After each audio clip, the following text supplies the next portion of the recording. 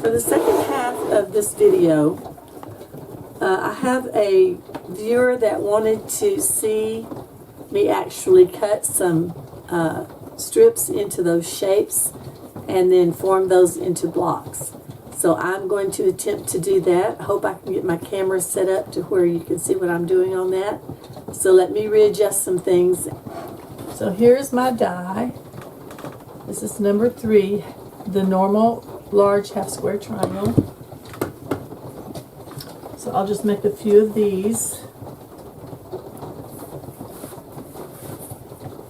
They tell us to fan fold,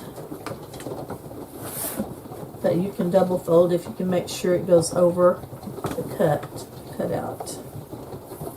So I'll just go ahead and fan fold these and make as many as I can make with this particular piece. And that's it, because I don't have enough to make another one. I'll just put my die over it. And like I said, the blades are down in here, and then this just puts pressure on it to make it cut.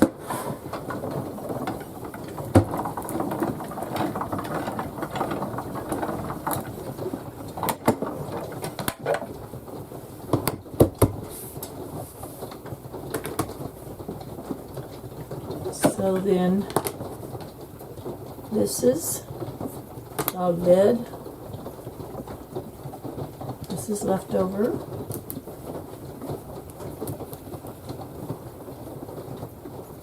There are 6 of those in that one cut.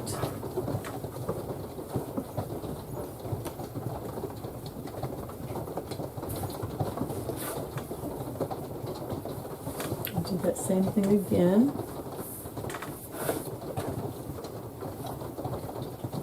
Make sure it goes over your shape.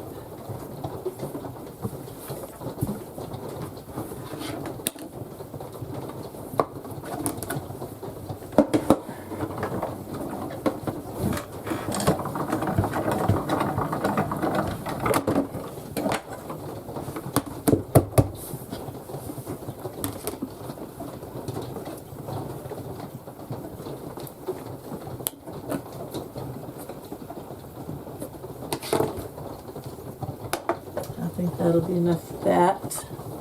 That gives me 12 of these.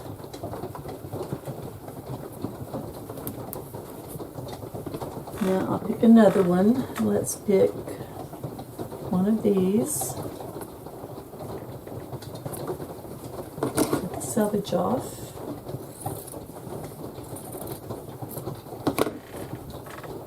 And I usually don't go any more than 4 layers on this. This time, instead of fan folding, I'm just going to double it over this way. This is a long one, so I'm going to double it back again. That's 6 layers. Let's see how that does. Sometimes you can get it with 6 layers. On the bigger dies, it's not a problem for sure. Sometimes it depends on the fabric. Looks like this one's going to go barely. Okay.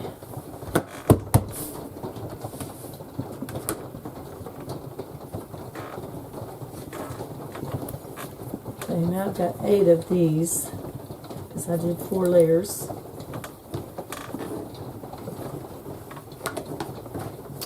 And I think I can get one more cut out of this.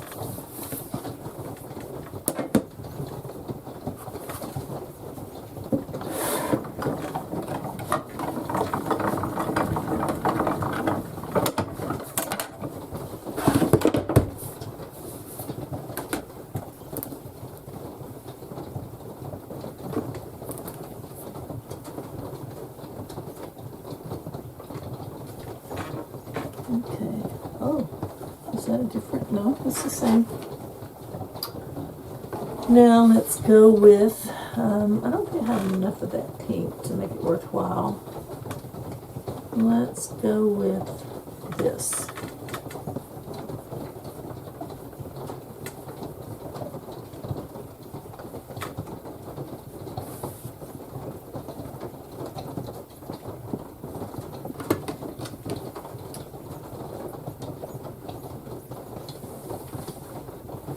This really should be pressed again after being folded like that.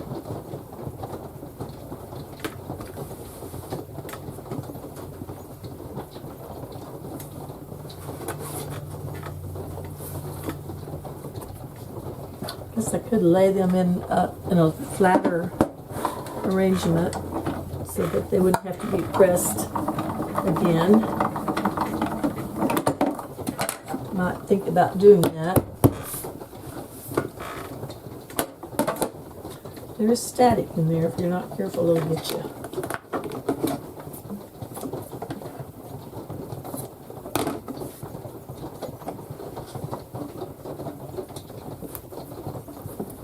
And there's a few of those. Let's see if we can get any more of those out of this piece. I think I can get 4 more.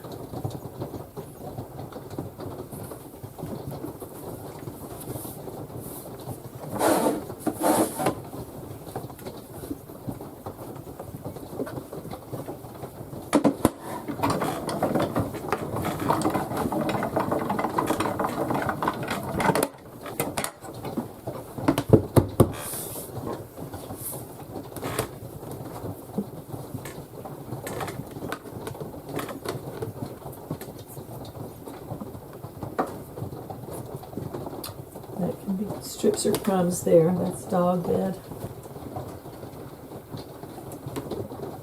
Let's put a square there. And then let's build a square in a square right here with this.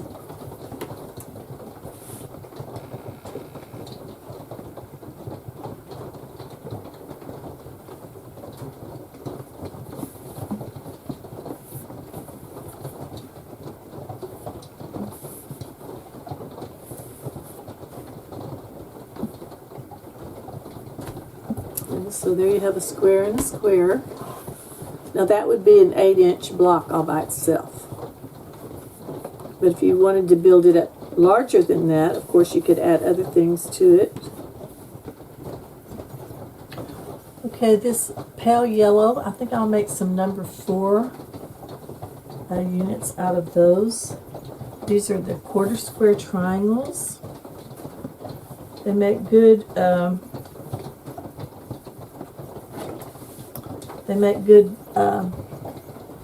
star insides, what I call the body of the goose.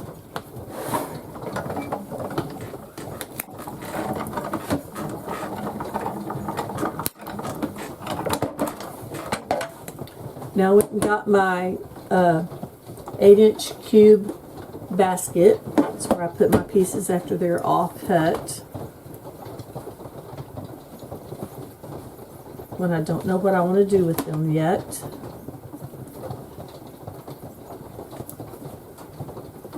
And I have a big stack of number 4s right here. I'll have to divide that into 2 groups, but I wanted some of these yellow ones to show you what we can do with them.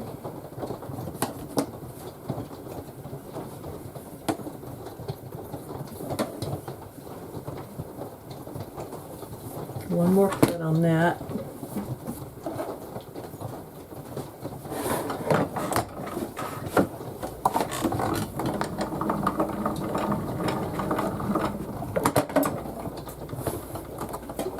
I didn't realize that my 8-inch cube was so full.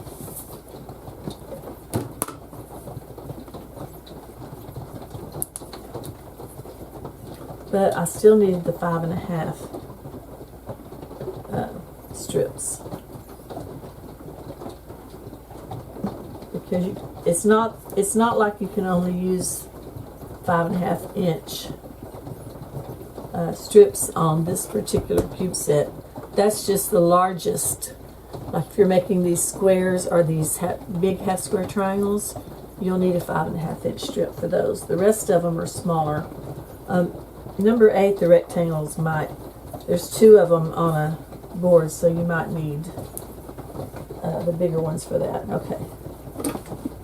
That is enough of that. That's a light. Those are number 4. Now, let's see. Now I think these are the only small half square triangles I have. So I definitely have room for a few more of those. Yeah. Those are quarter square triangles as well. So let's pull out the number 5, which is going to be the small half square triangle.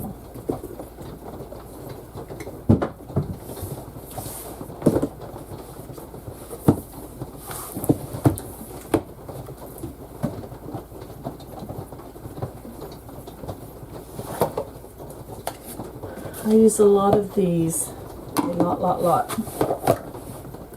Now, let's see, I think I need something that will really stand out.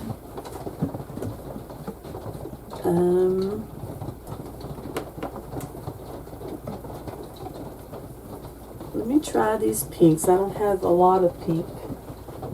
Let me try what I've got.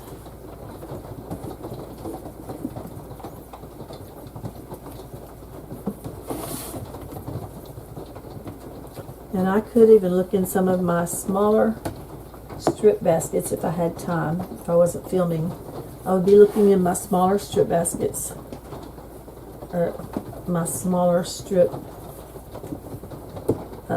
bins, to look for smaller strips for this.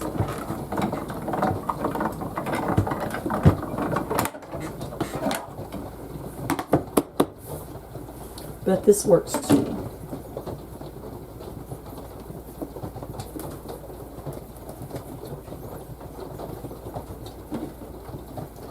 These have little butterflies and flowers in them. Put those right there. Cut out as many of those as I can get.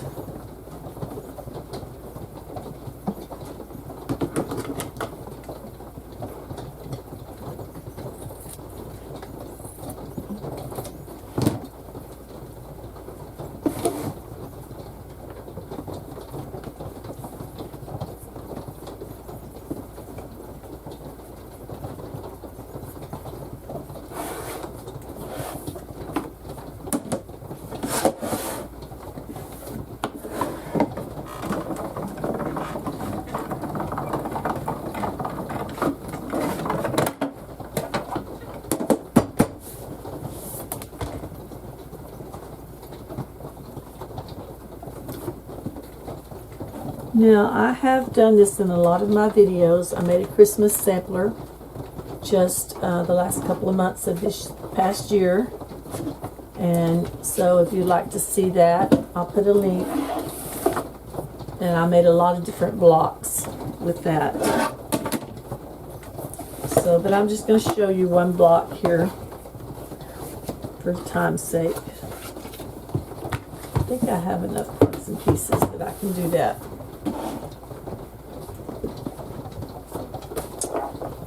Okay, let's see. Okay, so all I need is the large square for the center.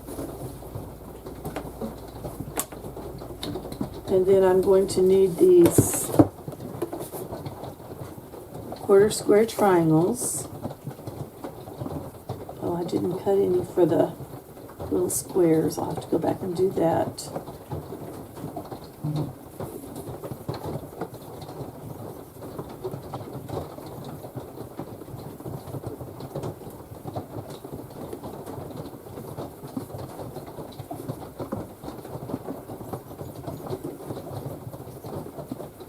It looks more blue than yellow. It's because of the gradients of it.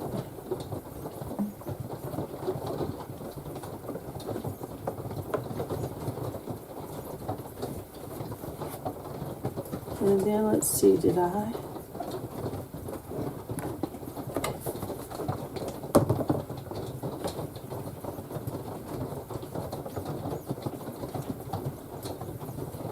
This came from here, number 4.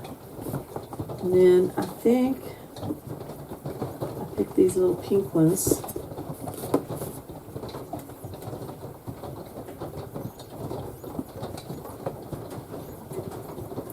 over right here.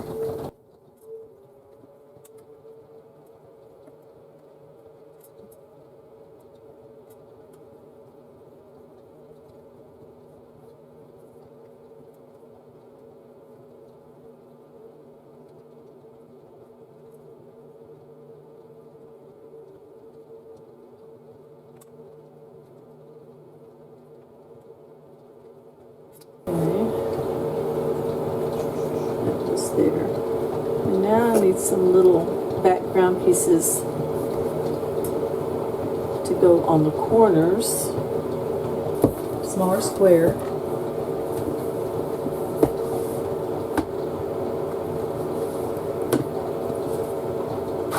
And there's 4 at a time on that die, so that'll be easy.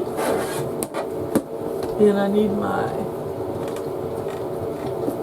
light yellow again.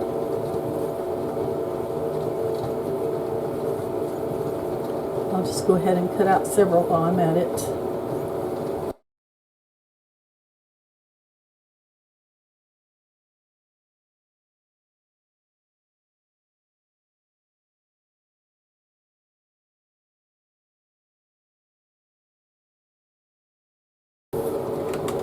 Okay.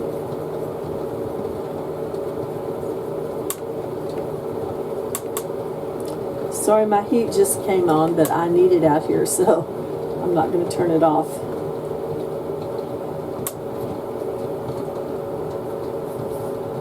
Okay, and that's just how you build a block. The thing I like most about this is the flying geese units do not have to be trimmed. You do not have to put a whole square on there and draw a line and then flip it over and cut it off. You don't have to do any of that. You just match it up, stitch it, press it over, and there you've got it. Alright, that's just one little example. And I'll just put these back up.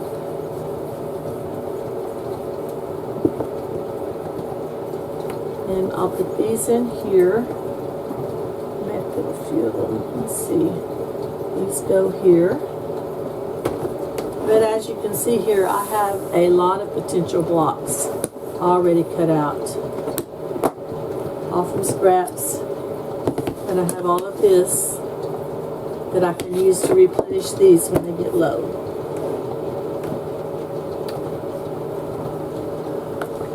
Okay, so thanks for joining me today, where I sort of tried to show how I went from my scrap bag to my scrap bin to my scrap basket to my scrap block. Thanks for joining me today, and I appreciate all of my viewers so much. Thank you for your comments, and thank you for tuning in. I'll see you next time on Simply Quilting.